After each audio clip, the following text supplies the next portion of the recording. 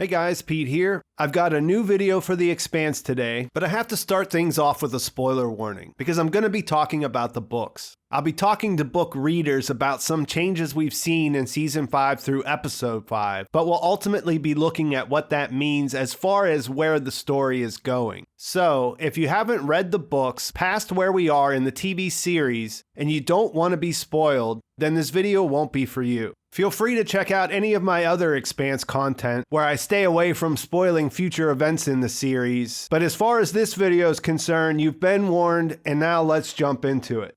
So we're halfway through Season 5, and unsurprisingly, it's doing a pretty good job of adapting Nemesis games. On a personal level, I guess one thing I realized was how internal a lot of what happens with the characters is in this book, and what a challenge that presents for making good TV, for making that come off. I mean, obviously, I understood that what I liked about this book was getting to see point of view chapters from Amos, Naomi, and Alex after only seeing them through the eyes of other characters up until this point. But I guess I didn't realize that that is perfect for books, but not so great for TV. So I guess some ground rules for this discussion. Based on everything that the creators have said, I'm expecting that when Season 6 comes to an end, as their run on Amazon ends, we're essentially going to end that just like the end of Babylon's Ashes. At this point, I don't expect them to move up anything from the Romans versus the Goth storyline. I think they'll set up Laconia, but leave it open-ended. And when the season comes to a close, I'll do another one of these videos where I really go into speculation on what Season 6 might look like. So starting from there, what are the things that need to happen in order for the story to stay in line with what happened in the books? We needed the crew to split up. We needed Amos and Naomi to face their past. Those things more or less are progressing on their normal path. We needed Alex and Bobbie to team up so that we could get an idea about what was happening on Mars, the seeds of the Laconian Empire being planted there. We needed Avasarala to be put in charge of Earth in the aftermath of the attacks.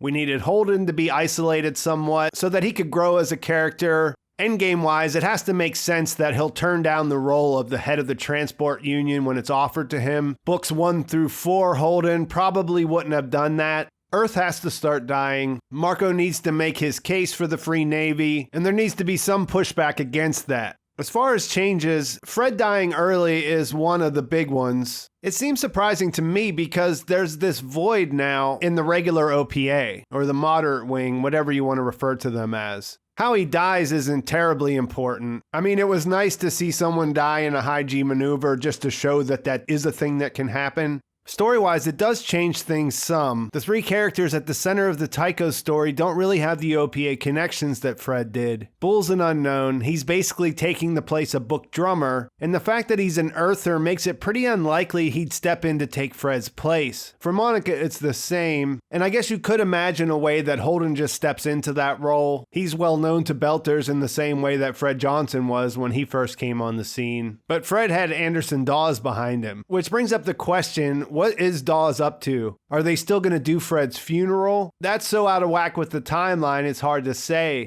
Personally, I'd be pretty surprised if Jared Harris showed up to reprise the role at this point in the story. For one, they would have had to keep it a complete secret. There's been no talk of that whatsoever. And it also seems unlikely because he's working on the Apple Plus series for Foundation, and work for both series would have been going on around the same time. So I'm interested in hearing your thoughts on what happens in Fred's absence. The other idea I hear a lot is that Drummer is going to come and take his place, but that all hinges on how much of Michio Pa's role she's taking on this season.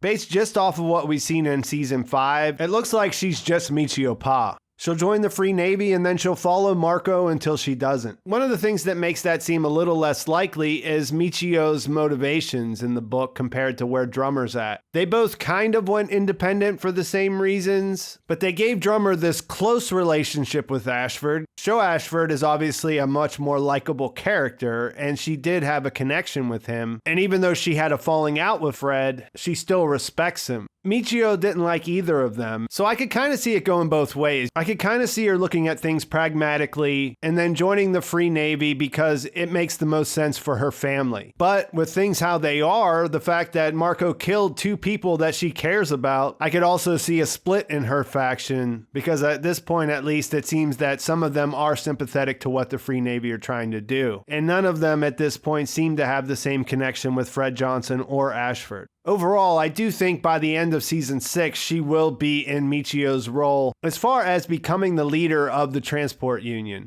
This will change Book Drummers, the original drummers' importance later on, but I think that Cara Gee is such a fan favorite, and this character has become such a big part of what's going on in the belt. I think it makes for a more satisfying ending to have her be there for that. It could just be an Easter egg, but I find it a little bit interesting that they named one of her wives Michio, and that does make me think that maybe there will be a split, but at the same time, I can't see them building up that character, who so far isn't really even the most important of the people on her ship, to have this really exciting pirate queen redemption arc kind of thing that Michio does. But I'm interested to hear what you guys are thinking about that.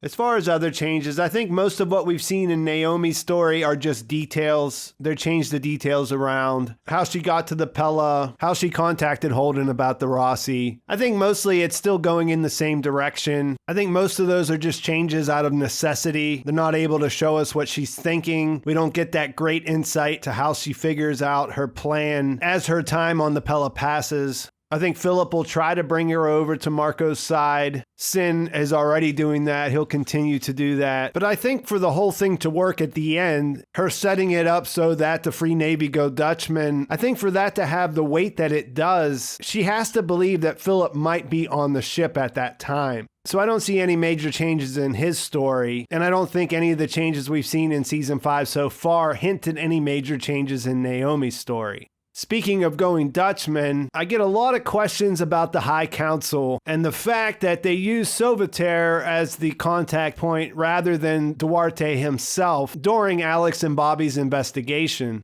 I think as far as Sauveterre's concerned, I don't think he's a replacement for Duarte. I think his ending will be exactly the same. I think that we'll see him go Dutchman. I think maybe they just introduced him early so we know who he is when we see that happen. If you remember reading the book the first time, in the epilogue, he's someone we just meet right then. For Admiral Duarte, a lot of people have pointed out it doesn't really make sense to cast someone in that role for just one interaction with Alex. I'm not sure how much we'll hear about him in this season, but we need to hear about him in season 6. You can't really do that story without the Martians breaking away and going through the Laconia Gate. I think if you think about the way that they ended season 3 when they thought that was the end of the series, the ring gates opened and that was something to think about, but not something you got answers to. And I think that Laconia will be about the same. We'll see the end of the Free Navy, we'll see the formation of the Transport Union, and we'll know that there's something going on out there that might threaten it all in the future.